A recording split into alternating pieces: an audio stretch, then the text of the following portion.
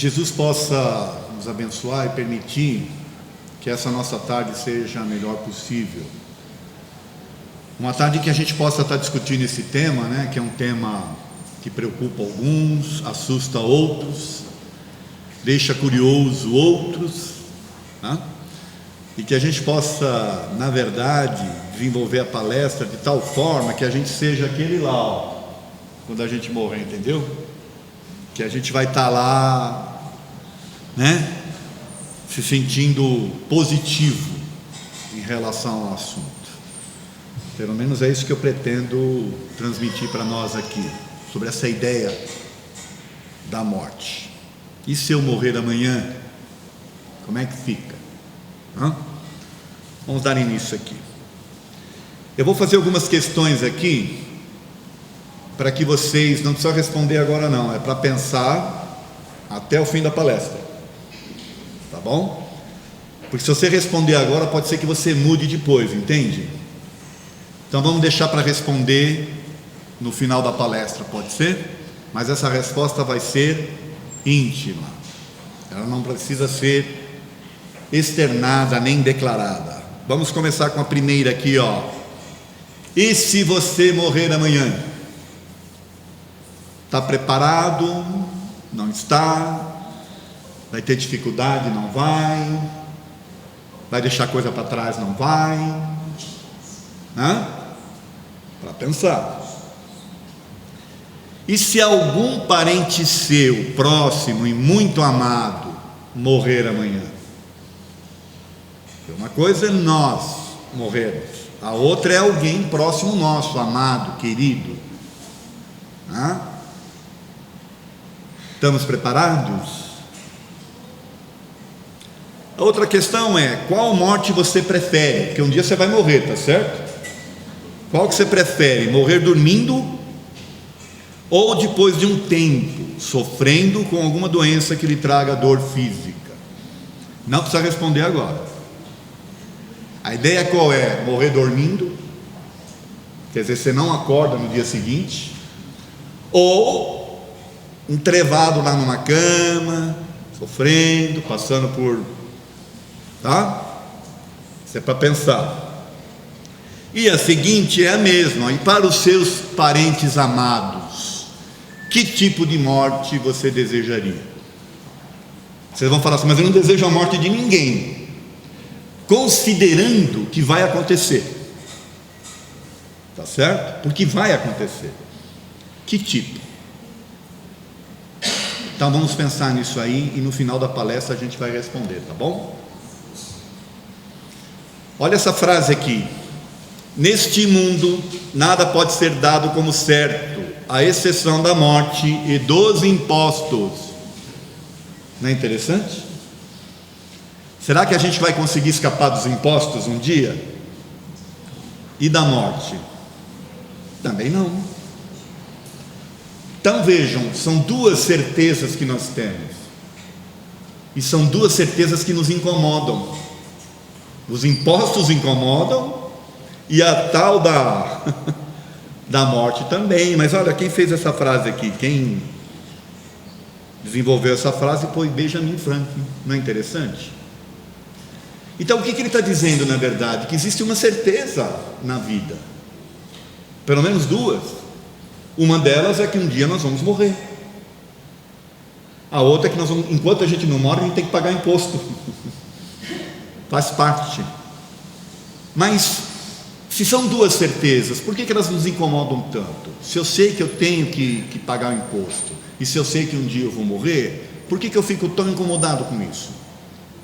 Por que eu não me preparo? Então por que eu não tento entender o assunto de forma ampla, para que eu fique em paz comigo mesmo nessas duas questões, inclusive, mas na principal delas, na questão da morte? O que é que está atrapalhando? O que é que impede? É a falta de conhecimento, a falta de entendimento, que começa pela falta de aceitação, tá certo? Então o objetivo nosso hoje aqui é tentar fazer com que a gente... Os impostos eu não vou conseguir discutir isso com vocês, mas vamos discutir pelo menos a morte, tá bom? E eu quero começar dizendo uma grande verdade para vocês: A morte não existe. A doutrina espírita é a doutrina que matou a morte, porque toda ela é baseada na existência da vida após e no nosso retorno em vidas sucessivas, que é a reencarnação. A base da doutrina é esta. Porém, não é só a doutrina espírita que fala do assunto. O que eu vou estar trazendo aqui agora para vocês, desta questão de que a morte não existe, são de pesquisadores, são cientistas, ok? Nós vamos começar com esse daqui, ó.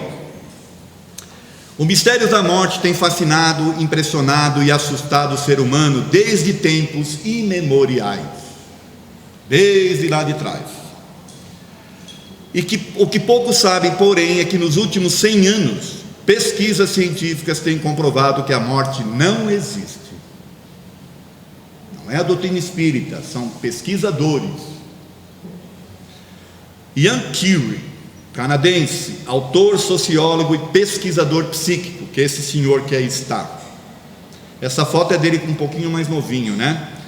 Ele já está um pouquinho mais acabadinho, que nem eu assim, tá? Ele publicou um livro que não foi ainda traduzido para o português, que se a gente fizer uma tradução básica, é: você não pode morrer. You cannot die. Você não pode morrer. E o que ele fala nesse livro? Eu vou trazer só algumas informações básicas. Poucos sabem que a morte, o adversário mais antigo, misterioso e inexorável do homem, vem sistematicamente sendo estudada nos últimos 100 anos por cientistas e pesquisadores de diferentes áreas de interesse. O resultado desse esforço é um grande número de descobertas fascinantes que levam a 4 conclusões inevitáveis. O livro dele, na verdade, é um resumo, né, de um apanhado de vários outros pesquisadores que ele reúne ali para fazer E a gente vai trazer aqui uma espécie de um resumo das conclusões que ele chegou com base nesses outros pesquisadores. Primeiro, os seres humanos sobrevivem à morte física. Essa é a primeira grande conclusão dessas pessoas que estão estudando o assunto. Continuamos existindo após a morte em diferentes níveis de consciência e criatividade, numa esfera extrafísica que normalmente os seres humanos encarnados não percebem. Então percebam que eles estão justamente descobrindo que a doutrina espírita já apregoa, que nós continuamos existindo em diferentes níveis, que ele chama aqui de consciência e criatividade, tá certo? E que nós, humanos, normalmente não percebemos, porque os que percebem são tratados como, infelizmente, malucos, porque tem aqueles que percebem, tá certo? Os famosos médiuns, né? Eu queria dizer que eu estou sozinho aqui hoje, tá bom? Se por acaso alguém aí estiver vendo mais alguém, converse conosco depois, tá? Para evitar que seja internado, tá certo? Bom, tudo bem até aí? Essa é a segunda conclusão que eles chegaram. A terceira, deixam a esfera física periodicamente, quando então o indivíduo assume novo corpo, momento em que se apaga toda a sua memória e a lembrança de suas vidas anteriores. Então eles estão falando aqui da reencarnação, momento em que se apaga a lembrança das suas existências anteriores, tá? E por fim, reencarnações sucessivas não ocorrem por acaso, mas parecem estar ligadas por uma misteriosa e fascinante lei causal. Ou seja, as pessoas não reencarnam por reencarnar, elas não estão lá no plano espiritual, né, andando lá na praça no nosso lar, né, estão lá andando, vem uma fila, acha que é a fila do sorvete espiritual, entra e reencarna, pegou a fila errada. Não existe isso. Existe todo, segundo eles aqui, tá? E segundo a doutrina espírita também, existe toda uma necessidade, o que ele chama aqui de lei causal. A causa, né, de um determinado efeito. Não é interessante a gente ouvir essas coisas de pesquisadores e não daquilo que a gente já estuda na doutrina espírita? Na verdade, o que acontece é o seguinte, que a morte é apenas um retorno à vida espiritual. Estão vendo essa escada aí e a luz ali, ó? Espero que isso aí que sejamos nós, tá? Depois da palestra. E não que a gente esteja descendo para uma portinha escura. Entenderam? A gente vai subir para uma porta de luz. Quem fala isso aqui, ó? O Dr. Raymond Moody Jr., PhD, especialista em pesquisa de EQM, que é a experiência de quase morte. O que é uma experiência de quase morte? A pessoa entra em coma, depois ela vivencia alguma situação e ela volta para o corpo e desperta no corpo físico. Enquanto ela esteve em coma, ela esteve mantida viva, o físico, por aparelhos. Isso inclusive cria uma certa discussão no meio científico aí, porque como é que pode, não tendo impulso elétrico no cérebro, a pessoa reter memória daquele período que ela esteve em coma? Então tem pessoas que lembram de coisas fantásticas, de discussões entre os médicos, aposta se vai morrer, se não vai morrer, que hora que vai fechar, que hora que não vai, umas coisas assim que as pessoas lembram e falam. Outras veem coisas, né? Teve uma paciente cega que, ao despertar, falou que um enfermeiro estava usando meias de cor diferente. Olha que interessante. Como é que ela, sendo cega, vai saber que tinha cor diferente na meia do enfermeiro, se nem ele tinha percebido? Percebe como é interessante esse tema, que é estudado aqui pelo Raymond Moody Jr.? Aí ele publicou um livro, ó, Vida Depois da Vida, em 1975, depois de estudar mais de 3.000 pacientes. Mais de 3.000 durante 20 anos. Pessoas de idades diferentes, sexo diferente, razão do coma diferente, tempo em coma diferente, né? Para não se deixar influenciar por crenças ou alguma coisa assim. Todas elas, sem exceção, falavam a mesma coisa, que se viam saindo do corpo, se viam sendo atraídas por um túnel de luz. Antes, porém, viam o que estava acontecendo ali. Aí iam por esse túnel. Quando chegavam lá do outro lado, encontravam com alguns seres, e numa rápida conversa ali, descobriam que não era a hora delas ainda, aí elas voltavam. Todas, sem exceção, mudaram a sua forma de ver a vida, porque perderam o medo da morte. Olha que interessante. Por perder o medo da morte, transformaram a sua vida. Passaram a dar importância para as coisas que realmente são importantes. Deixaram de ser mesquinhas, de ficar com disque-disque, com mimimi, né? E passaram a se interessar pelas coisas mais simples, pelo carinho, pelo abraço, pelo aconchego, por uma discussão saudável, por interesses, né? Se desapegaram da matéria. São todos os pacientes dele que falaram isso. E está nesse livro aí. Depois, mais para frente, ele lançou um outro livro, ó, A Luz que Vem do Além, em 1980. A Luz que Vem do Além. Tá certo? Por quê? Porque as pessoas se veem atraídas para um túnel de luz. E aí ele coloca nos livros, ó, um dos estágios básicos da experiência de quase morte é o encontro com seres de luz, narrados por diferentes pacientes com diferentes crenças. Isso que a gente precisa entender. Tá certo? Bom, tem um outro aqui, que é o Joel Whitton, médico, MD, PhD, professor da psiquiatria da Universidade Médica de Toronto, no Canadá. O Dr. Whitton também tem um trabalho de estudo, mas baseado em hipnose. Ele não tinha dúvida nenhuma da existência da vida após a morte. Ele também não tinha dúvida nenhuma da existência da reencarnação, porque isso já estava mais do que comprovado, segundo ele. Tá certo? O que ele queria entender é que o espírito ou a alma fica fazendo entre um intervalo e outro. Ora, se a vida continua e depois a gente volta, o que a gente fica fazendo lá enquanto não voltou? Percebem o objetivo do estudo dele?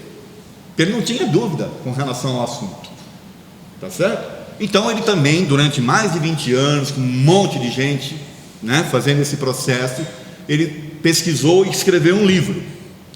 Mais de 20 anos de pesquisa com aproximadamente 3.000 pessoas, queria saber o que o espírito faz entre uma vida e outra, e aí ele publicou o livro em 1986, Vida, Transição, Vida. Qual foi a conclusão? As pessoas vão se posicionar lá do outro lado de acordo com as crenças que tem aqui. Exemplo: a pessoa acha que ela vai ficar dormindo esperando o juízo final, vai ficar dormindo. A pessoa acha que ela vai ser julgada, vão aparecer os juízes para julgar ela, porque senão ia ser uma decepção muito grande para o defunto, entendeu? Está esperando o juiz, não tem juiz nenhum. Aí os espíritos colocam alguns juízes lá para poder atender o anseio da pessoa. Tem pessoas que não vão ver nada, tem outras que vão ver lugares paradisíacos, outras já vão falar sofrendo, dizendo que estão carregando um peso nos ombros. Olha que interessante. E isto baseado nas crenças que a pessoa tem em vida. Isso é resultado do estudo do Dr. Whitton aqui, tá bom? Parece até doutrina espírita, né? A vida é o desejo de continuar vivendo, e viva é aquela coisa que vai morrer. A vida serve para se morrer dela. Olha que frase interessante. Vida é o desejo de continuar vivendo, e viva é aquela coisa que vai morrer. A vida serve para se morrer dela. Da Clarice Lispector, né? Que vai nos levar para isso aqui, O renascer seria uma realidade? Olha lá. Volto em breve. O que vocês acham?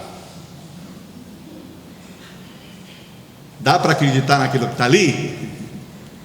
Doutrina espírita fala que sim. Mas tem uma médica americana, a doutora Ellen Wambach, psicóloga, que através da terapia de vidas passadas em 1.088 pessoas, uma média de 20 vidas por pessoa, ela trabalhou cada pessoa 20 regressões, ou seja, ela pesquisou 20 vidas de cada paciente, 1.088 pacientes. Olha o universo de informação que ela teve à disposição dela. Ela tomou cuidado com relação à questão do dialeto que a pessoa estava falando na época, que tipo de escrita era, que tipo de roupa a pessoa descrevia, para não se deixar enganar, entende? E ela fez 10 perguntas básicas para cada vez que ela levava a pessoa, e aí ela fez um apanhado, né, um balanço das questões, para chegar a algumas conclusões. Em 1978 ela publicou o livro Recordando Vidas Passadas, onde ela afirma categoricamente que nós já reencarnamos várias vezes e que iremos ainda reencarnar, tá bom? 90% declararam que morrer não era tão traumático, já que não havia alternativas. O que causava maior ansiedade e receio para era o reencarne para uma nova existência. Então, olha que coisa interessante. Dentro desse âmbito de informação, 90% declararam que morrer não era problema, não foi uma experiência ruim. O problema era ter que voltar, decidir voltar. Por quê? Aí nós vamos responder com base no conhecimento espírita. Você, como espírito já desencarnado, você vai passar por um período ali de transição, e aí você vai se habituar e vai se ambientar no plano espiritual. Depois vai fazer uma análise, um balanço da sua vida, né, baseado nas suas existências anteriores, naquilo que você aprendeu nessa, e vai chegar talvez à conclusão que precise voltar. E o precisar voltar, você vai fazer um planejamento, às vezes, de coisas diferentes. Talvez você queira mudar de sexo, mudar de país, mudar de condição social. Tudo isso cria uma certa insegurança, porque você está indo para uma coisa que é incógnita. Você vai vir para um novo corpo, uma nova família, vai esquecer de tudo. É fácil, gente, reencarnar? E nós estamos aqui, reencarnados, e estamos achando ruim. Nós temos que dar graças a Deus por ter passado por essa experiência, que segundo os pacientes aqui, disseram que é o que causa problema, porque morrer não tem jeito, chegou a hora, chegou. E como o espírito não sente dor, não sente, né? Às vezes é até melhor desencarnar em algumas situações. Isso eu estou dizendo dos pacientes aqui, tá certo? Bom, assim como um dia bem aproveitado proporciona um bom sono, uma vida bem vivida proporciona uma boa morte. O que vocês acham? É possível uma vida bem vivida propiciar uma boa morte? Essa frase é do Leonardo da Vinci. Então vejam, até os grandes cientistas da época, filósofos, faziam esses questionamentos, tá certo? E aí vai nos levar para a gente discutir o seguinte aqui. Eu quero trazer para vocês a contribuição de mais uma pesquisadora, a doutora Elizabeth Kübler-Ross, que é esta senhora simpática que está aí. Eu gosto muito dela porque ela lembra a minha mãezinha, né? A lembrança que eu tenho da minha mãe é essa, né? De uma pessoa assim com essa carinha gostosa e maravilhosa aí. A minha mãe desencarnou, eu tinha 10 anos de idade, então não tinha assim, não tem uma lembrança tão nítida, né? Que a gente vai perdendo, né? Principalmente na idade que eu estou hoje, tá certo? Mas vamos lá. Antes de começar a mostrar algumas coisas, eu queria explicar o seguinte: a doutora Elizabeth Kübler-Ross, sueca de nascença, se radicou lá nos Estados Unidos, ela se formou em medicina, e depois ela foi medicar nos Estados Unidos, trabalhando num grande hospital, e ela ficava admirada porque os pacientes terminais eram abandonados pelos médicos, eram deixados de escanteio, e quem cuidava eram os enfermeiros, porque o médico era treinado, pelo menos naquela época, para não perder vidas. E é possível que o médico nunca perca uma vida, gente? O que vocês acham? Chega uma hora que não dá, a medicina não é suficientemente, milagrosa para evitar uma morte. Então o que os médicos faziam? Porque para eles perder era uma marquinha negativa no seu currículo. Deixavam os pacientes terminais a cargo das enfermeiras. Ela começou a trabalhar com esses pacientes, se interessar por eles, conversar com eles, saber o que eles sentiam, o que eles precisavam, e ela começou a criar toda uma ideia das necessidades. Ela conseguiu autorização da universidade e da reitoria para trabalhar com esses pacientes junto aos formandos de medicina. Ela levava os pacientes para fazer lá declarações. Para vocês terem ideia, ela foi a iniciadora então daquilo que se chama tanatologia, que é o estudo da morte. Ela foi capa da revista Time em 1969. Para uma pessoa ser capa de uma revista como essa, gente, ela tem que ter ganho uma notoriedade, sem igual. E ela foi a criadora, que a gente vai ver mais para frente, dos 5 passos da aceitação da morte ou do luto, que é usado até hoje nas escolas de medicina, nas escolas de psicologia e por aí afora. Os 5 passos da Elizabeth Kübler-Ross. E ela publicou alguns livros: A Morte e um Amanhecer,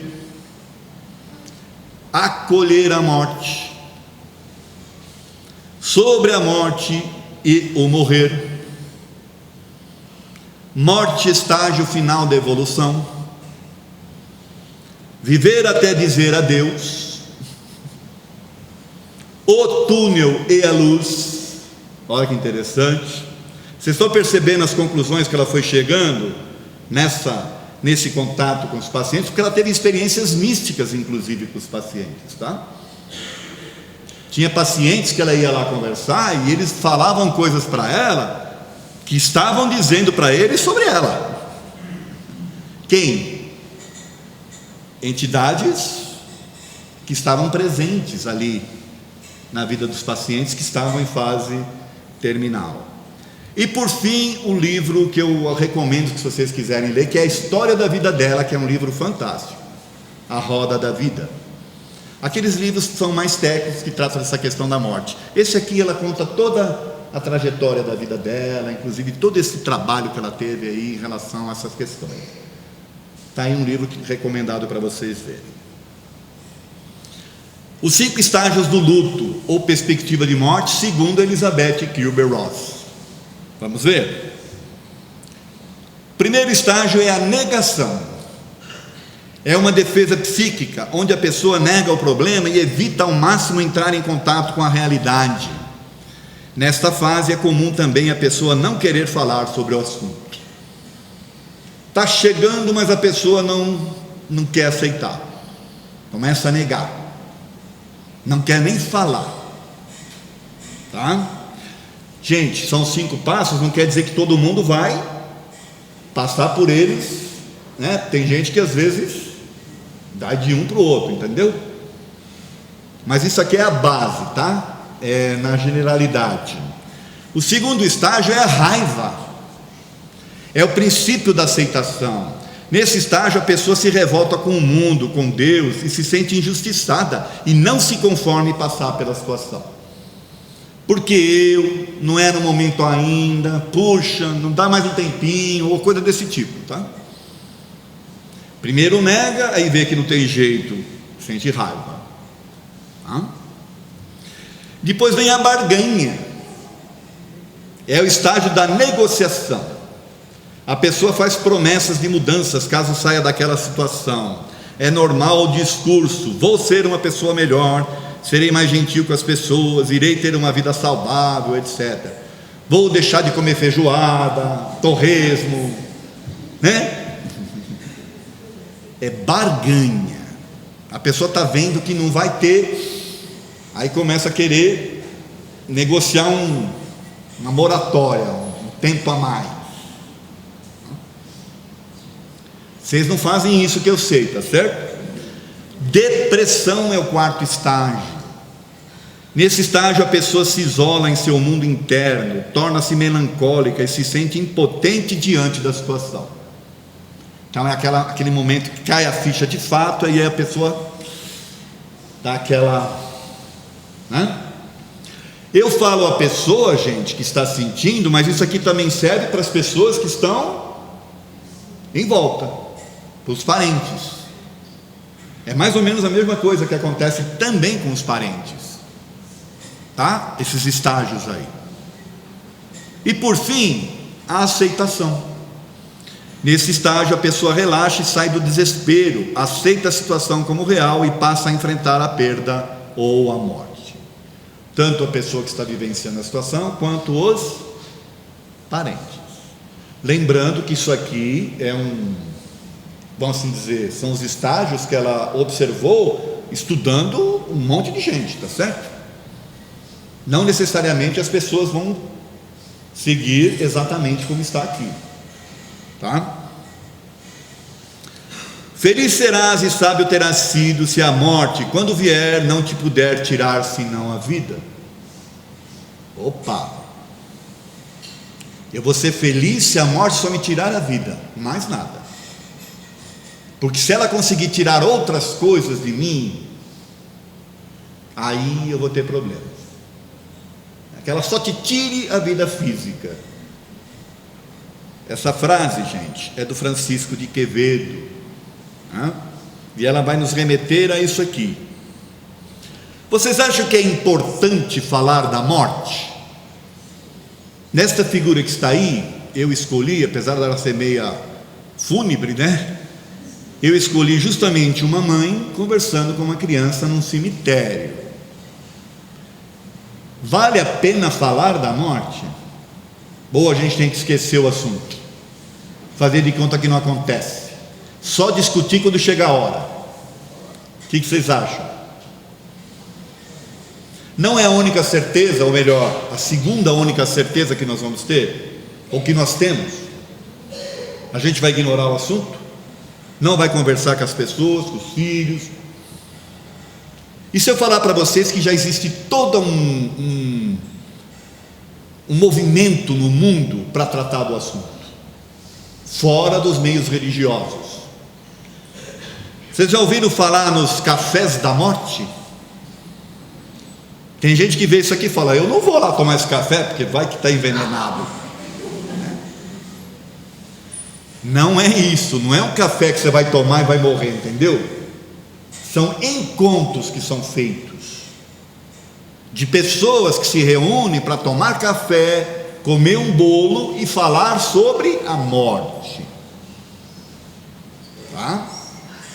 Como o tema não é lá tão agradável, então tem o cafezinho, o chazinho, um bolinho para dar uma amenizada. Olha, inaugurado em 2004 na Suíça, os eventos chamados Café da Morte se espalharam pela Europa e outros continentes, e desde 2015 também chegaram ao Brasil. Então já há 3 anos existem eventos de Café da Morte aqui no Brasil. De novo, são eventos promovidos, não são religiosos, são pessoas, psicólogos ou psiquiatras, né, que reúnem as pessoas para conversar sobre o tema. Tá certo? São eventos organizados para as pessoas relaxarem em um ambiente acessível, tranquilo e respeitoso. Além de café, chás e bolos, falam sobre a morte. Não tem notícia, vocês podem ir à vontade que não tem notícia que ninguém morreu lá no evento, tá bom? Pelo menos é onde eu saio. Tá certo? Olha aqui um deles, ó. Eu vou mostrar alguns cartazes, né, que são feitos, só para vocês verem aí, ó. Tá vendo as diferenças, ó, as diferentes, ó.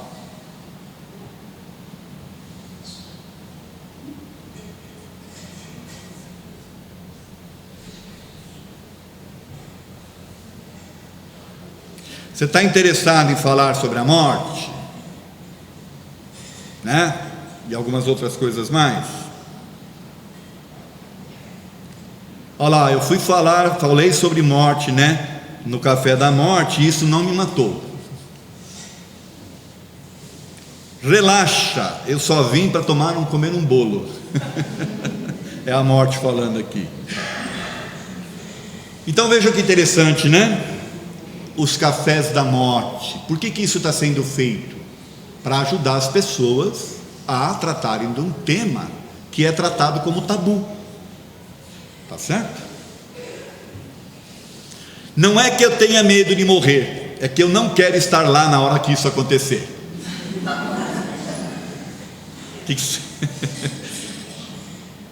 Realmente ele tem razão, não tem? Eu não tenho medo, eu só não quero estar lá. Esse aqui é o Woody Allen, né? Um cineasta. E ele vai nos remeter a isso aqui, ó. Por que nós tememos, ou por que temer a morte? Agora nós vamos começar a entrar na questão da doutrina espírita. Questão 941 do Livro dos Espíritos. Para muitas pessoas o temor da morte é uma causa de perplexidade. De onde lhes vem esse temor, tendo elas diante de si o futuro? O futuro que ele fala é o pós-morte. Falta-lhes fundamento para semelhante temor, mas que queres, se procuram persuadi-las, ainda quando crianças, de que há um inferno e um paraíso, que mais certo é irem para o inferno, visto que também lhes disseram que o que está na natureza constitui pecado mortal para a alma? Então olha o que os Espíritos estão respondendo aqui. Desde criança a gente meio que doutrinado que existe o céu e o inferno, mas como a gente tem na nossa natureza algumas tendências, e essas tendências, algumas delas são consideradas pecados, dificilmente você vai se achar não merecedor de um lugar melhor, entende? Vai achar que tem que ir para o inferno, porque você sente raiva, né? Você se magoa, você fica não sei o que, você quer se vingar às vezes, ou seja, são sentimentos, vocês têm desejo sexual, ou seja, são sentimentos da natureza, que apresentaram como sendo coisas ruins, e isso a gente fica sofrendo. Isso são os espíritos falando aqui, tá certo? Sucede então que quando adulta, essas pessoas, se algum juízo têm, não podem admitir tal coisa, e se fazem ateias ou materialistas, são assim levadas a crer que além da vida presente nada mais há. Olha que interessante essa questão. Então as pessoas não percebem nem porque elas não acreditam, mas é por força dos ensinamentos que elas tiveram anterior. E eles continuam aqui, quanto aos que persistiram nas suas crenças da infância, estes temem aquele fogo eterno que os queimará sem os consumir. Ao justo nenhum temor inspira a morte, porque com a fé tem ele a certeza do futuro. A esperança fala o contar com uma vida melhor, e a caridade a cuja lei obedece lhe dá a segurança de que no mundo para onde irá ou terá de ir, nenhum ser encontrará cujo olhar lhe seja de temer. Então olha aqui que eles estão dizendo: nós não temos que nos preocupar, nós só temos que pensar, porque nós não temos que temer nada, principalmente por coisas que nós fazemos que é da natureza do ser humano. Eu costumo dizer nas minhas palestras que nós temos que afastar da nossa mente a ideia de ser pecadores e transformar essa ideia em aprendizes. Nós estamos aprendendo com os erros também. Dificilmente vocês vão encontrar pessoas que só acertam, ok? Questão 150b. A alma não leva nada deste mundo, nada mais que a lembrança e o desejo de ir para um mundo melhor. Essa lembrança é cheia de doçura ou de amargor, segundo o emprego que tenha dado à vida. Quanto mais pura ela for, mais compreenderá a futilidade daquilo que deixou na terra. Olha aqui a resposta que eles estão dando. Os seus apegos, as suas paixões é que vão determinar de que forma você vai se posicionar. Jesus já não dizia: cuidado da onde você coloca os seus tesouros, seus interesses, porque aonde tiver teu tesouro vai estar teu coração.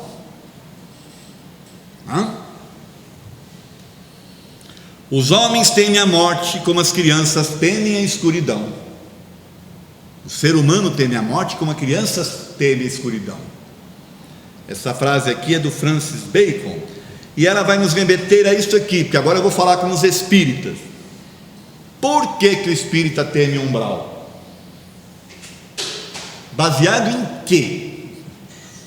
Na história de um espírito? Então nós vamos ter medo do umbral porque um determinado espírito passou por essa experiência.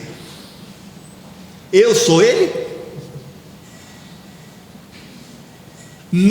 Na doutrina espírita codificada por Allan Kardec, não existe a palavra umbral em nada, nenhum dos livros. Pode pesquisar qualquer um dos livros básicos, em nenhum momento os espíritos falam em umbral. Por que eu, espírita, tenho que ter medo de umbral? Se eu sou um espírita que estudo, de fato, eu não deveria temer. Agora, se eu me deixo influenciar pelas ideias que estão aí a gente costuma brincar que a gente vai ter bônus horas, tá certo? A gente vai ter dependendo se você se comportar bem como espírita, principalmente aqui no Manuel Bento, os trabalhadores se comportarem bem, nós vamos dar uma suíte presidencial lá no nosso lar. Entendeu? Mas só para aqueles que se comportarem. Gente, são ideias baseadas na experiência de ela precisa ser a nossa. Se os médicos lá que eu estou dizendo para vocês estão dizendo outra coisa, que normalmente se encontra com seres de luz, porque eu ou nós que temos a oportunidade de ter toda essa informação na nossa mão, vamos sofrer com isso. Vamos lá para a doutrina, questão 87. Os espíritos ocupam uma região determinada e circunscrita lá no espaço? É a pergunta. Estão por toda parte, povoam infinitamente os espaços limitados, tendes muitos deles de contínuo a vosso lado, observando-os e sobre vós atuando sem o perceberdes. Opa! Então não estão lá, eles estão à nossa volta, segundo os espíritos aqui, Questão 224. O que é a alma no intervalo das encarnações? Espírito errante que aspira a um novo destino, que espera. Errante é no sentido de não estar na erraticidade, não é que ele fica errando lá, não é isso, é nesse sentido, tá? E que fica aguardando uma nova existência, pelo menos os espíritos que habitam o planeta Terra, tá certo? A erraticidade é por si só um sinal de inferioridade dos espíritos? Não, porquanto há espíritos errantes de todos os graus. A encarnação é um estado transitório, já o dissemos. O espírito, quando liberto da matéria, se acha no seu estado normal. Então tem diferentes estágios, diferentes níveis lá. São felizes ou infelizes os espíritos errantes? Grande questão, né? Mais ou menos conforme os seus méritos. Sofrem por efeito das paixões cuja essência conservaram, ou são felizes de conformidade com o grau de desmaterialização a que hajam chegado. De novo, aonde tiver teu tesouro, vai estar teu coração. Haverá no universo lugares circunscritos para as penas e prazeres dos espíritos segundo os seus merecimentos? Tem um lugarzinho específico lá para sofrer ou para, As penas e os prazeres são inerentes ao grau de perfeição dos espíritos. Cada um tira de si mesmo o princípio de sua felicidade ou de sua desgraça. E como eles estão por toda parte, nenhum lugar fechado existe destinado a uma ou a outra coisa. Então vejam que os próprios espíritos estão desmistificando essas ideias. Falta a gente entender, tá certo? A ignorância, ou melhor, a demência humana é tão grande que alguns são levados à morte justamente pelo medo da morte. Olha que interessante. Então tem pessoas que morrem por ter medo de morrer. Não é um absurdo? Sabe de quem é essa frase, gente? É do Sêneca, há muito tempo atrás ele percebeu isso. Porque o que acontece? A pessoa, ela começa a ficar temerosa, ela pega uma gripe, pronto, já acha que... Aí o mental dela vai ajudando ela a se definhar. Tá certo? E é o que o Sêneca chegou à conclusão aqui. Então vamos entender o que acontece na morte, segundo os espíritos. Não é interessante a gente saber? Então vamos lá. Questão 154. É dolorosa a separação da alma e do corpo? O que ele está perguntando é o seguinte: não é se o seu físico está sofrendo, é se a alma ou o espírito sofre ao se separar. O que vocês acham? É doloroso? A resposta, não. O corpo quase sempre sofre mais durante a vida do que no momento da morte. Os sofrimentos que algumas vezes se experimentam no instante da morte são um prazer para o espírito que vê chegar o termo de seu exílio. Lembra da doutora Ellen Wambach, que 90% falou que o problema não era ir, mas ter de voltar? É o que os espíritos estão dizendo aqui. O ir, às vezes, é um alívio para o espírito, porque o corpo está sofrendo, entende? O corpo físico está sofrendo, e o espírito sai e ele se sente aliviado, ele se sente confortado, porque está deixando para trás aquilo. Principalmente ainda se ele encontrar com seres de luz, né? Por isso que eu falei para você, nós vamos subir a escadinha, tá? Não vamos descer não, pelo amor de Deus, hein? Tá certo? Na morte natural, a que sobrevém pelo esgotamento dos órgãos, em consequência da idade, o ser humano deixa a vida sem o perceber. É uma lâmpada que se apaga por falta de óleo. Lembrando que na época não tinha energia elétrica, tá bom? Por isso que eles falam que é uma lâmpada que se apaga por falta de óleo. Olha o que ele está falando aqui. Se você vai envelhecendo e o corpo físico vai se deteriorando, que é natural, o desprendimento, ele é natural. Tá certo? Como se opera a separação da alma e do corpo? Como é que acontece essa separação? Rotos os laços que a retinham, ela se desprende. O desprendimento é gradual e o espírito se solta pouco a pouco dos laços que o prendiam. Estes laços desatam, não se quebram. Então é um desprendimento gradual. Tá? Em uns é bastante rápido, sendo este momento uma libertação. Em outros, naqueles sobretudo cuja vida é toda material e sensual, o desprendimento é muito menos rápido, durando algumas vezes dias, semanas e até meses. Então é assim, dependendo do apego, dependendo dos efeitos que você possa ter em relação à matéria, vai demorar mais. Agora a culpa é da alma em si, do espírito, ou desse processo, ou é da pessoa que está não querendo aceitar? Lembra dos 5 estágios que a gente falou aqui? Não? A separação definitiva entre a alma e o corpo pode verificar-se antes da cessação completa da vida orgânica? Olha que pergunta interessante. O que é a cessação completa da vida orgânica? É o corpo de fato parar. É aquele momento em que o médico dá o atestado, 10 horas e 5 minutos, atesto porque parou tudo. A pergunta do Kardec é: a separação definitiva se dá só depois disso ou pode acontecer antes? Na agonia, às vezes a alma já deixou o corpo, que nada mais tem do que a vida orgânica.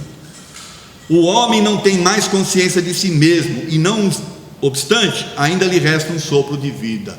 Então olha só, diferentemente daquilo que a gente imaginou, às vezes pode ainda ter lá um certo sopro de vida, porque organicamente falando, o fluido vital ainda está, mas a alma já se desligou.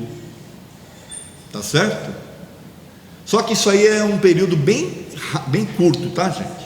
Só para a gente entender isso, tá? Eu já morri uma vez, várias vezes eu sei o que eu estou falando. Eu falei uma vez, não, várias, né? O corpo é uma máquina que o coração põe em movimento. Ele se mantém enquanto o coração lhe fizer circular o sangue pelas veias, e para isso não se necessita da alma. Sabe aquele processo que eu falei? A alma já se desligou, mas fica momentaneamente ainda o fluido vital. Ele ainda não foi para o universo, né? Ele ainda mantém o corpo vivo por um período. Tá certo? Por isso que na EQM a alma está afastada, o corpo sendo mantido vivo ali, né, por aparelhos, e a alma consegue reter as informações, e quando ela volta, ela passa as informações daquele momento. Tá certo? No momento da morte, a alma tem às vezes uma aspiração ou êxtase que lhe faz entrever o mundo para o qual regressa. O que vocês acham? Está chegando a hora, você já consegue perceber e ter?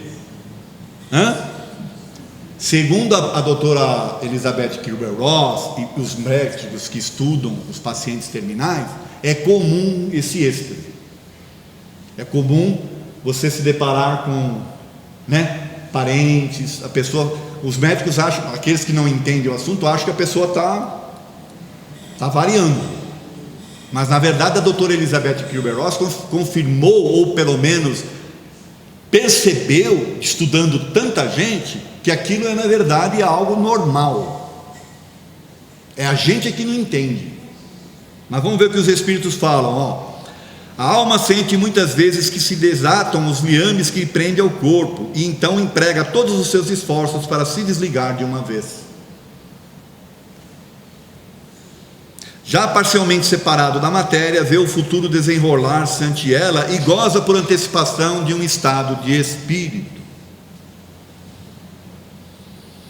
Tudo bem até aí? Tudo bem até aqui? A grande questão é: e a morte violenta ou acidental? Como é que fica?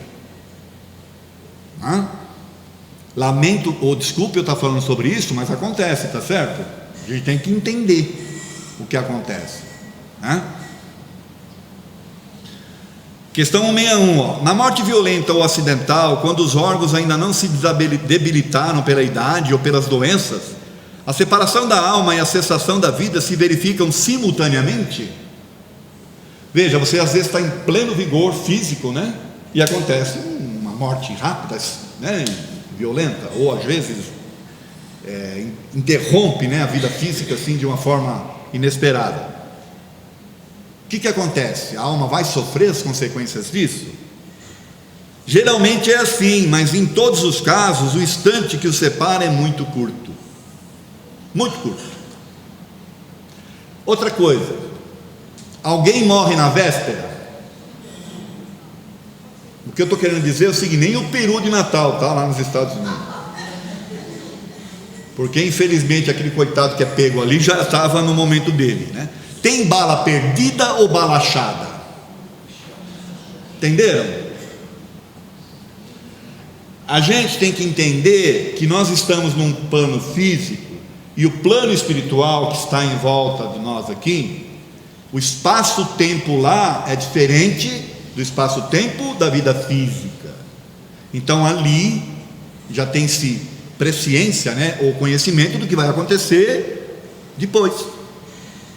Então às vezes as pessoas que vão sofrer um acidente, por exemplo, elas já sofrem um processo de desligamento, começam um processo de desligamento às vezes antes, às vezes semanas antes, tá? Porque todos nós, segundo informações dos Espíritos, somos assistidos da nossa morte, como somos assistidos do nosso reencarne.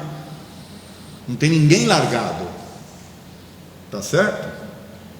Por isso que é comum às vezes as pessoas começarem a querer resolver as coisas, né? Eu queria até falar para minha esposa que está aqui hoje que eu fiz um seguro, não é porque eu vou morrer amanhã não, calma, tá?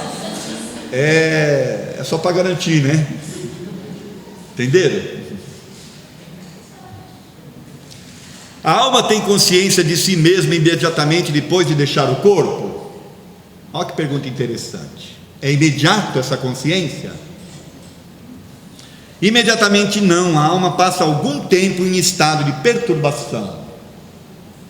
Temos que entender o que é estado de perturbação. Não é que você vai ficar perturbado no sentido de ficar de compreensão do que está acontecendo, de aceitação, ou seja, tem todo um processo aí, tá certo? O tipo de morte vai contribuir para isso. Por isso que eu fiz aquela pergunta: você quer morrer dormindo ou prefere morrer às vezes? Porque parece ruim você estar morrendo numa cama, sofrendo e tal, só que você tem tempo de pensar no assunto. Os seus parentes vão ter tempo de pensar no assunto. Aliás, pelo contrário, chega uma hora que os parentes querem, desejam, pode parecer absurdo, mas desejam que você se desprenda, apesar de eles sofrerem pra caramba com isso, que parece que é pecado. Só que nós somos seres humanos, né? Essa perturbação é do mesmo grau e da mesma duração para todos os espíritos. Então, todo vai ter perturbação. Ela é do mesmo grau e da mesma duração? Não, depende da elevação de cada um. Aquele que já está purificado se reconhece quase imediatamente, enquanto que o ser humano carnal, aquele cuja consciência ainda não está pura, guarda por muito mais tempo a impressão da matéria. Então é comum, apesar do espírito não sofrer, dele não ter dor, a pessoa ainda levar com ela no seu mental a sensação da dor, fruto ainda do seu apego à matéria. O espírito não sente nada, mas ela leva com ela isso. Só que o espírito não sente dor. É a pessoa que não se preparou para aquilo. Tá certo? E a morte de crianças, hein, gente? Desculpe eu tratar desse tema, mas também não acontece, né?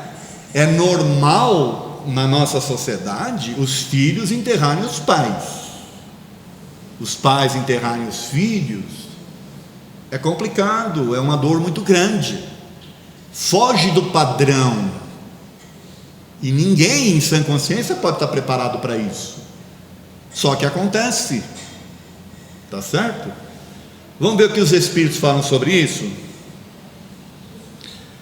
Questão 197. O espírito de uma criança morta em tenra idade é tão adiantado como o de um adulto? O que vocês acham? Que tem a ver o fato dele ser criança com o fato dele ser um adulto, no plano espiritual? Tem alguma relação? Vamos ver. Às vezes bem mais, porque pode ter vivido muito mais e possuir maiores experiências, sobretudo se progrediu. Então o fato de estar desencarnando uma criança, na verdade é um espírito que já tem bagagem, experiência às vezes, e às vezes até mais superior do que nós mesmos, tá? Por que a vida se interrompe com frequência na infância? Aí a pergunta que o Kardec queria fazer, mas peraí, por que então, ainda mais considerando o trabalho que dá para reencarnar? Lembra da resposta lá? Puxa, se dá um trabalhão danado para reencarnar, aí você vem, reencarna e passa só um período curto, não parece um contrassenso? Vamos ver a resposta? A duração da vida da criança pode ser para o seu espírito um complemento de uma vida interrompida antes do termo devido, e sua morte é frequentemente uma prova ou uma expiação para os pais. Então vejam, é uma prova para os pais e para o espírito. Pode ser um espírito que, segundo eles aqui, interrompeu uma vida lá atrás através do suicídio, e aí ele vem, ele pede para vir nesse processo de complemento para aprender a valorizar a vida, já que nós vimos que reencarnar não é fácil. Ou seja, razão existe, gente. Agora, as explicações aí é para cada um, e é de cada um. Justiça de Deus existe para isso. Agora, por que acontece? Aí é de cada um, tá certo? Eu sei de um caso de um médico americano em que o filho dele, olha que interessante, é o Dr. Brian Weiss. O filho dele nasceu com um problema físico, o coração era ao invés de bombear o sangue, o coração não bombeava. Essa criança morreu com 24 dias de existência. Qualquer um poderia pensar aqui assim, segundo essa resposta dos Espíritos, faltava 24 dias para ele morrer na vida anterior e ele se matou. Aí ele, não. Sabe qual foi a resposta que o filho deu para ele, através de uma médium, que era paciente dele? O espírito aceitou vir naquela situação, vivenciando aquela experiência, para ajudar o pai, que estava aqui se desviando de um programa que ele havia traçado antes de reencarnar. Olha que coisa linda isso que eu estou falando para vocês, que a gente tem que entender esse processo. O espírito aceitou passar por uma experiência dessa, para ajudar o pai que estava aqui a se redirecionar para um caminho que ele estava se desviando. O fato daquele filho ter nascido, vivido só 24 dias e desencarnado, fez ele, mudar o seu rumo. Não é interessante isso, gente? Nós temos que pensar de uma forma mais ampla nas coisas, e não simplesmente aceitar ideias, pré-estabelecidas. Devemos chorar as pessoas à nascença e não quando da sua morte. Olha, isso aí é uma filosofia inclusive oriental, não é assim? Chora na nascença e faz festa na morte. Aliás, eu gostaria que os funerais aqui no Brasil fossem que nem os americanos, aquele cheio de comida, de bebida, a gente chama, entendeu? Em vez de ficar lá chorando, Mas nós vamos falar isso mais para frente. Isso aqui é do Barão de Montesquieu e vai levar a gente a discutir isso aqui agora, ó. Quanto tempo é saudável manter o luto? Ou manter o sofrimento? Principalmente para nós espíritas. O espírita pode chorar? Desde que o pessoal do centro não veja, certo? Porque senão vai ficar aquela fofoca lá no centro espírita. Você viu? Lá no próprio inteiro ficou chorando, nem parece que é espírita. É só não convidar a turma do centro para ir para o enterro. Vamos ver um vídeo aqui dos Amigos da Luz e depois a gente vai discutir um pouquinho. Fiz um cafezinho pra gente. Ai, eu adoro um cafezinho coado de tarde. É tão mais gostoso do que café de máquina. Café de máquina tem um gosto. Kelly, como é que você tá? Eu tô ótima. E você? Como é que você tá? Eu tô bem, mas eu tô preocupado um pouco com você. Você não precisa conversar um pouco, desabafar? Desabafar? Desabafar o quê, gente? Não, tô ótima. Tô bem. De verdade, não tem nada pra desabafar não. Tô bem feliz, assim. Tô ótima. Que bom, mas quando alguém próximo a gente vai, a gente fica um pouco abalado, Ainda mais sendo pai. Ah, é isso que você tá preocupado? Não, bobagem. A gente é espírita, a gente sabe que a vida continua. Eu vou ficar triste por causa disso? Hein? Sim, Kelly, mas é normal ficar abalado, ainda mais quando tá muito recente. Tá? Claro, faz 15 minutos. Aceita um café?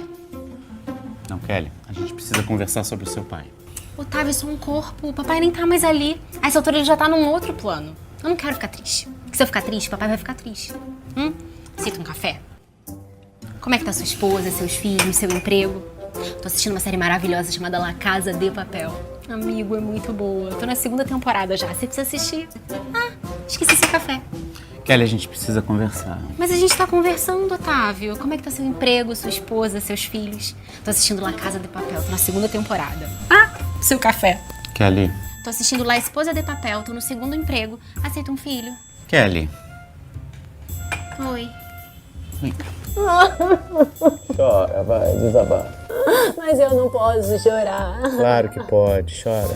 Vai fazer mal pra ele, tadinho. Vai fazer mal pra ele não te ver bem. E pra gente ficar bem, às vezes é preciso chorar. Vai. Ai, mas eu sou espírita. Ué, eu também sou. E você não acha que eu chorei muito quando meu irmão desencarnou? Chorou. Chorei, claro. Mas a gente não pode ficar chorando pra sempre. A doutrina espírita, ela é muito consoladora. Ela nos faz perceber que essa separação é momentânea. E logo, logo a gente se reencontra do outro lado. Mas o luto é normal, O que não pode é o excesso. Aliás, como nada na vida. Já passou. Nada de excesso, né? E aí, então? Tá melhor? Tô ótima! Tá. Que coisa, acho que eu só precisava dar essa chorada. É? Tô assim. Então, a gente pode conversar agora o que a gente vai fazer com seu pai? Claro! Você já assistiu La Casa de Café? Aceita um papel?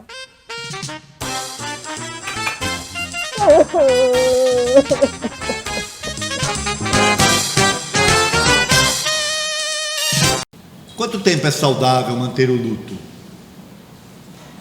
Tem pessoas que guardam luto eterno. Eterno no sentido que eu falo é até desencarnar, Quanto tempo, gente? Cada um é cada um, o sentimento é de cada um. Não existe um padrão, não existe uma fórmula. O que existe é, às vezes, a compreensão do fato, a aceitação do fato. Se eu vou ficar preocupado com os outros, aí é um problema sério. Isso é um assunto íntimo, é de cada um. E se nós entendermos isso, nós vamos respeitar o nosso tempo, como vamos respeitar o tempo do outro. Eu só consigo respeitar o outro quando eu me respeito nesse sentido. E muitas coisas, principalmente nesta daqui. Tá certo? Agora, o que não dá, se a gente tiver a compreensão, principalmente depois de assistir essa palestra, né, de ficar num luto, né, prolongado.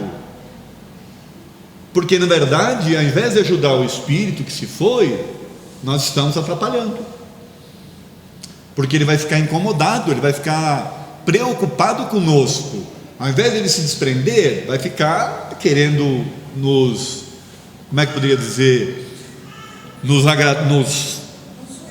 apaziguar, nos confortar, quando na verdade ele deveria seguir. Lembra que eu falei da suíte presidencial do nosso lar? Está deixando lá, o outro vai ocupar, entendeu? Brincadeira, né? Mas aí uma questão para a gente pensar: não existe um padrão para o luto. O problema também é quando esse luto se prolonga demais. Quando chega a morte, não é da nossa ternura que nos arrependemos, é da nossa severidade. Opa, eu fiz questão de pôr essa frase aqui, e ela é da George Eliot, que na verdade é o pseudônimo de uma escritora inglesa. Ela usava um pseudônimo masculino porque infelizmente a mulher não era respeitada na época dela, né?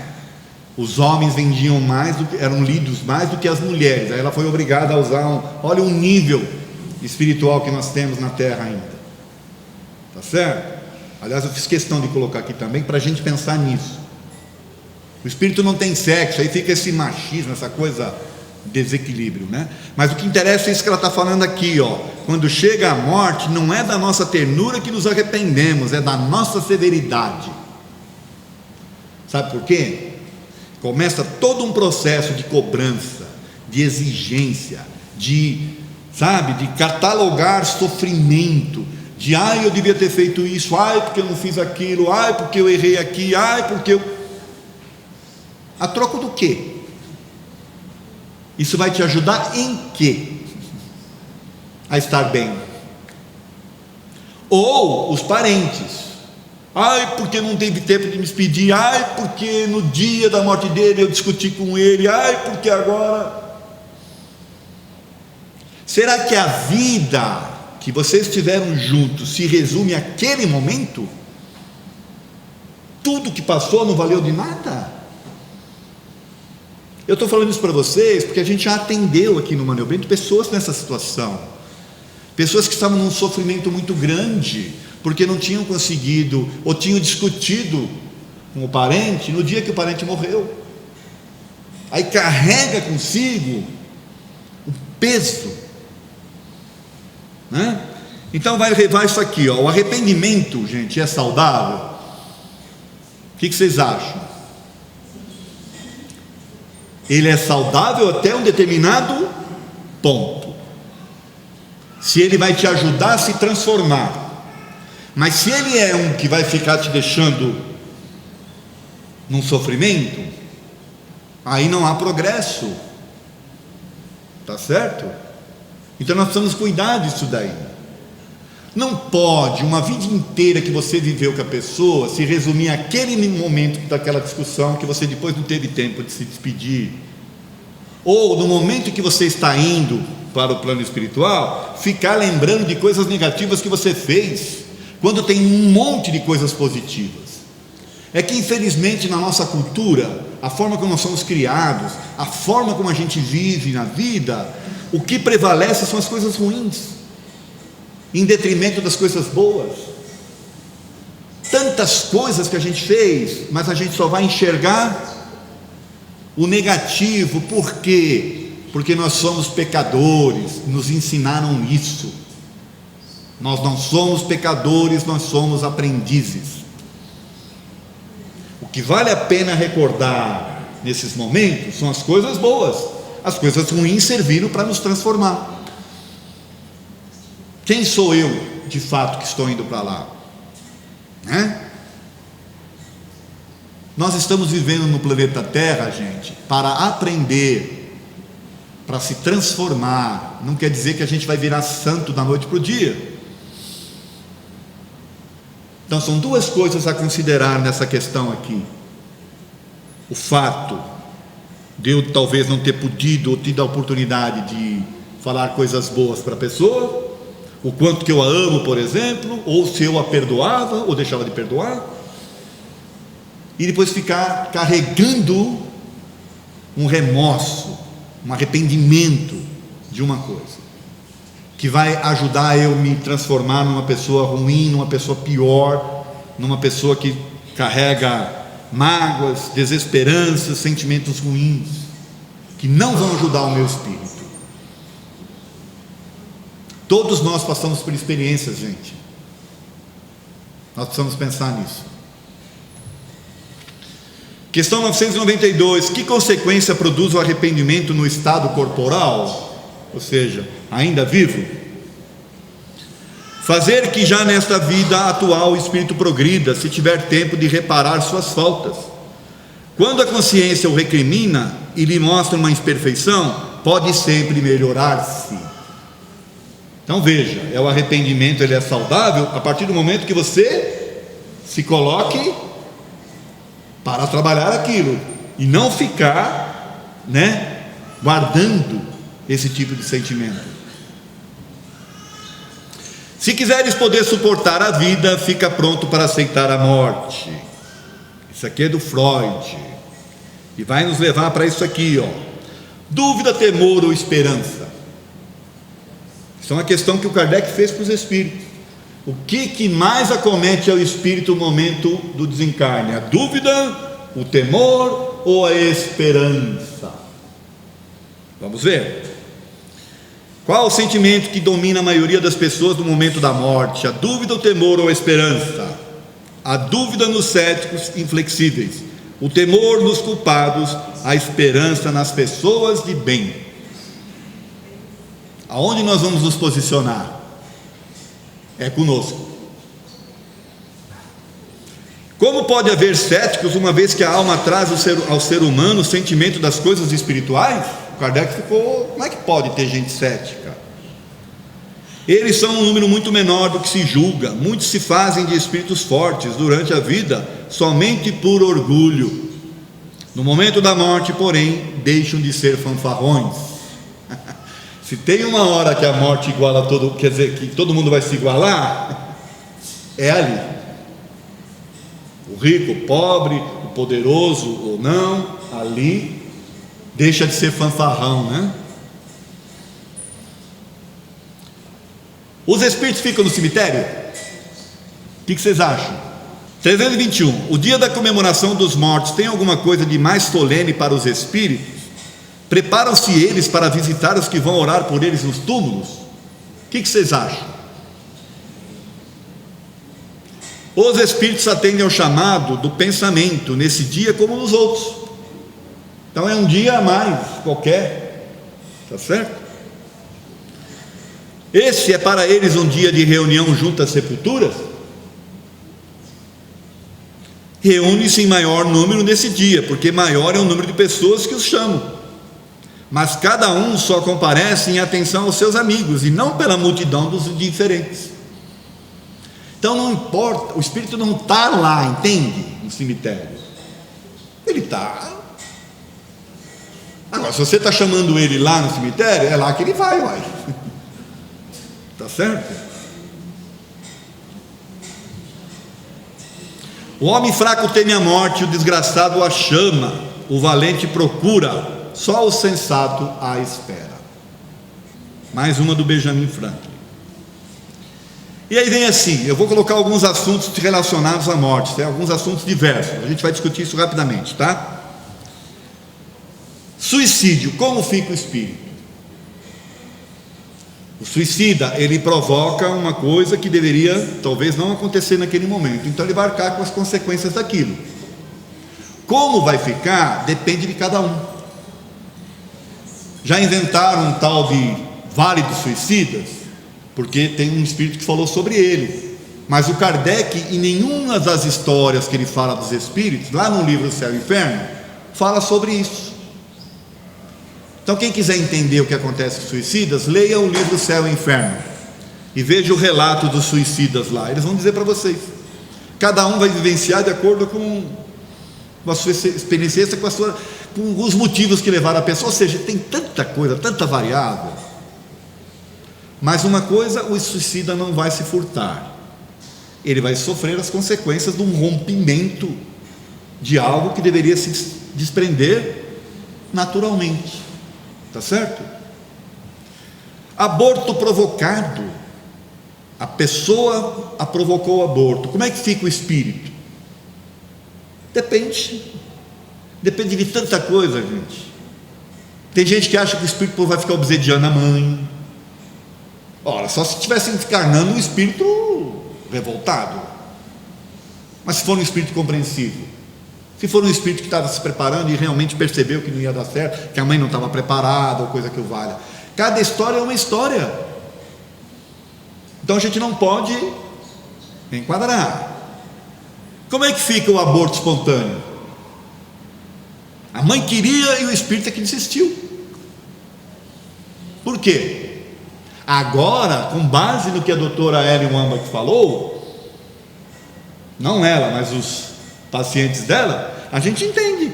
Reencarnar não é tão fácil, não é tão simples. Às vezes o espírito não se sente preparado suficientemente. E não é para castigar a mãe ou o pai, é porque o espírito não estava preparado. Não tem que pensar nisso. Tá certo? Se a gente for enquadrar, aí nós vamos, ficar julgando, criticando, sabe? E não é assim que funciona. Lembra do filho do Dr. Brian Weiss que eu falei aqui? Olha que história maravilhosa essa que ele contou. Velório, como agir? Eu brinquei aqui uma hora que a gente queria o velório aqui como é lá nos Estados Unidos, com gobes e bebes, aquela coisa toda. Aqui, gente, o nosso velório é uma coisa tão chata, tão triste, tão pesada, e fica madrugadas velando o corpo. Quem é que aguenta ficar a madrugada inteira sem ficar contando piada depois? Ou metendo o pau no defunto? Quem que aguenta? Nós deveríamos repensar isso daí. Então eu quero aproveitar que minha esposa e meu filho de novo, que eles estão aqui hoje, e falar que no meu velório eu não quero nada disso. De preferência, não precisa passar a noite. Pode fazer de manhã, só uma despedida. Pode ir, se o coral Vozes do Caminho puder ir cantar lá, vai cantar o Rei Leão para mim, por favor, que é uma música que eu adoro. E me creme. Creme é isso? Creme é creme, não. Tá aí, ó. Enterro ou cremação? Ó, dúvida cruel. Já me fizeram essa pergunta: o que é melhor, cremar ou enterrar? Porque eu tenho medo. Eu falei, bom, se você tem medo, tanto faz. Vocês concordam? Se tem medo, tanto faz, porque se tem medo, vai ficar preso ao corpo. Vocês concordam ou não? Aí o que é pior? Se sentir queimando ou os bichinhos comendo? Desculpa a brincadeira, mas se você tem medo, tanto faz. Não é?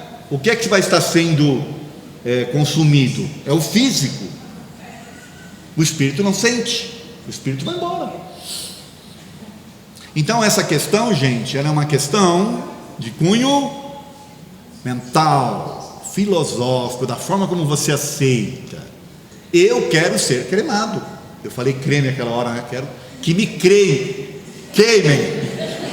Quero ser cremado. Será que eles passam algum creme? Eu não conheço. Eu vi uma cerimônia de cremação do meu irmão, e é lindíssima. Eles colocam 3 músicas antes. Então, quem tiver Spotify, cria lá uma listinha para a minha morte. Põe 3 musiquinhas lá, para os parentes já saberem. Olha como nós somos chiques, nós temos Spotify. Né? Cria a sua listinha. Doação de órgãos. E aí? É bom ou é ruim? Ai, será que o Espírito não vai ficar no coração do outro para obsediar o cara que recebeu o coração dele? Pelo amor de Deus. Será que o Espírito não tem outra coisa para fazer? Não ficar atazanando o coitado que recebeu o órgão dele? Gente, se a ciência está tão avançada, as coisas estão aí, porque Deus está permitindo que isso aconteça. Então, se eu tenho oportunidade, eu não vou mais precisar desses órgãos, tá certo? Que eu vou embora. Se tiver oportunidade de ajudar outras pessoas, maravilhoso. E aqui serve também quanto tempo eu devo manter as coisas da pessoa, as roupas. Gente, se puder ajudar outras pessoas, pelo amor de Deus, né? Vamos até em memória da pessoa, né? Deixar a coisa fluir, porque a vida segue, a morte não existe. Enfrentei o terror da morte e transpondo encontrei a flor da vida. Essa é do Victor Hugo. E aqui nós vamos encerrar. Chegamos na fase final. Ninguém morreu ainda, graças a Deus. Porque morrer, gente, é na realidade libertar-se. Vamos ver. As dores inconsoláveis dos que ficaram na terra afetam os espíritos que partiram? O que vocês acham? O espírito é sensível à lembrança e às lamentações daqueles que amou.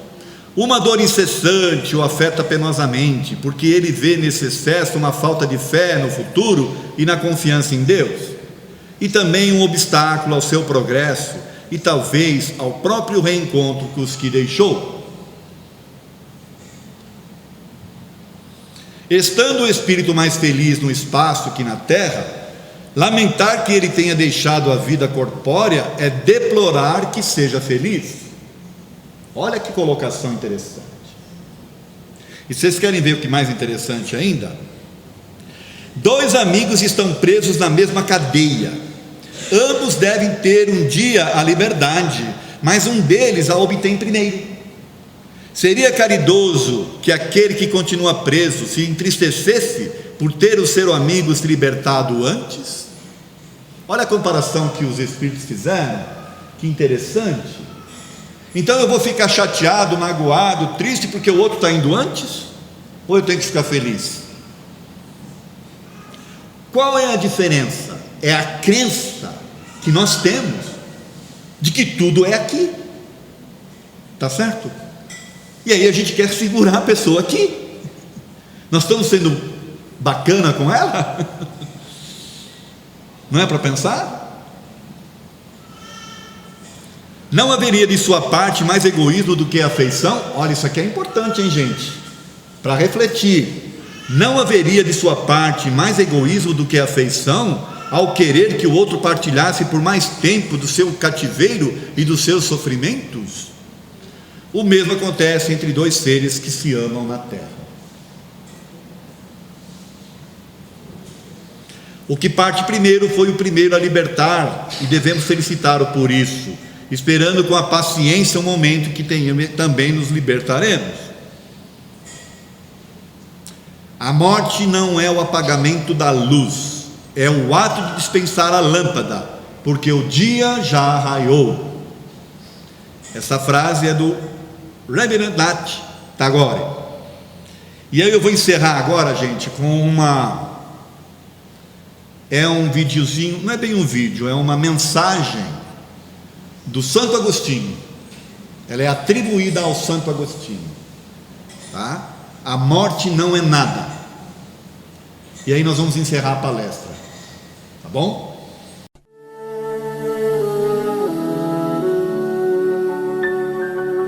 A morte não é nada. Eu somente passei para o outro lado do caminho. Eu sou eu, vocês são vocês. O que eu era para vocês, eu continuarei sendo. Me deem o nome que vocês sempre me deram. Falem comigo como vocês sempre fizeram. Vocês continuam vivendo no mundo das criaturas. E eu estou vivendo no mundo do Criador. Não utilizem um tom solene ou triste. Continuem a rir daquilo que nos fazia rir juntos. Rezem, sorriam, pensem em mim, rezem por mim. Que meu nome seja pronunciado como sempre foi, sem ênfase de nenhum tipo, sem nenhum traço de sombra ou tristeza. A vida significa tudo o que ela sempre significou. O fio não foi cortado. Por que eu estaria fora de seus pensamentos agora que estou apenas fora de suas vistas? Não, eu não estou longe de vocês. Apenas estou do outro lado do caminho. Vocês que aí ficaram, sigam em frente. A vida continua, linda e bela, como sempre foi.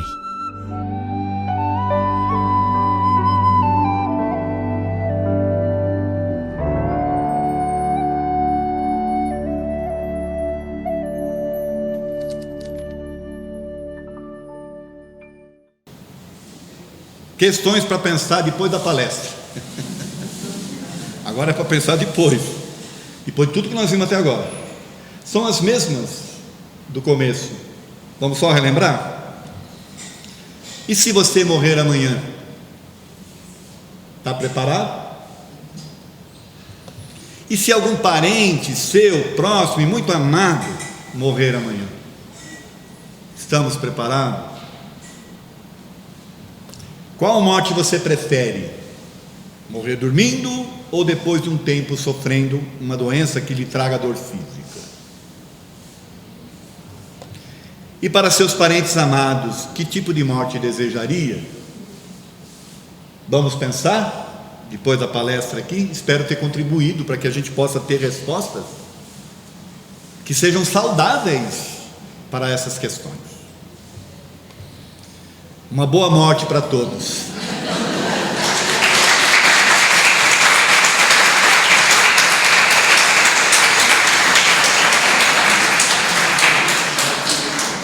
Gente, devido ao avançado da hora, não vou abrir para perguntas, tá bom? Então, só calminha.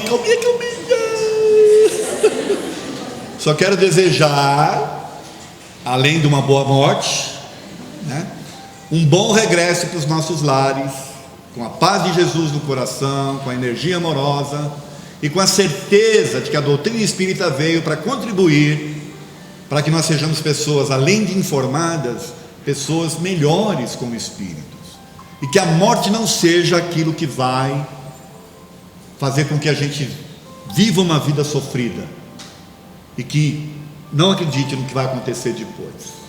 É esse meu desejo a todos nós, tá bom? Muito obrigado.